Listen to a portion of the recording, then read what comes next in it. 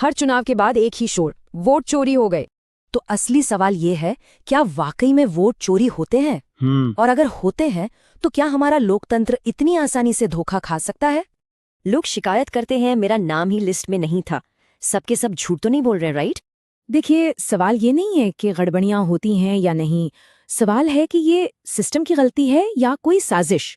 ज्यादातर मसला voter list का ही होता है, जो हर साल सही वजहों से अपडेट होती है। लेकिन खेल तो यही हो सकता है ना, असली नाम हटाओ, फर्जी नाम डालो। हाँ, मुमकिन है, पर ये इतना आसान बिल्कुल नहीं है।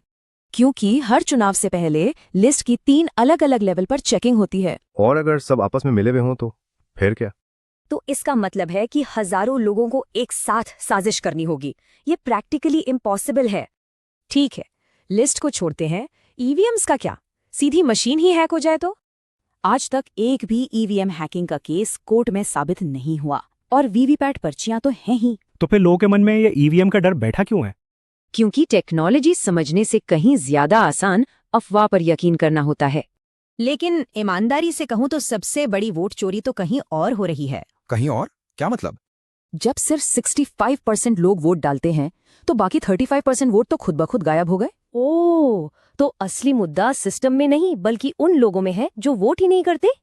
तो क्या इसका मतलब ये मान ले कि वोट चोरी जैसी कोई चीज होती ही नहीं है? नहीं, धोखाधड़ी होती है, लेकिन छोटे पैमाने पर, लोकल लेवल पर, और वो अक्सर पकड़ में आ जाती है। तो मतलब इतने बड़े स्केल पर चोरी कि चुनाव का नतीजा बदल जाए, वो मुमकिन नहीं? लाखों लोगों की मिली भगत के बिना बिल्कुल नामुमकिन। तो शायद असली सवाल वोट चोरी का है ही नहीं, बल्कि यह है कि हम अपने वोट का सही इस्तेमाल कर रहे हैं या नहीं। क्योंकि लोकतंत्र सिस्टम से नहीं, जागरूक नागरिकों से मजबूत बनता है। इस पूरी बहस पर आप क्या सोचते हैं? अपनी राय हमें कमेंट्स में बताइए।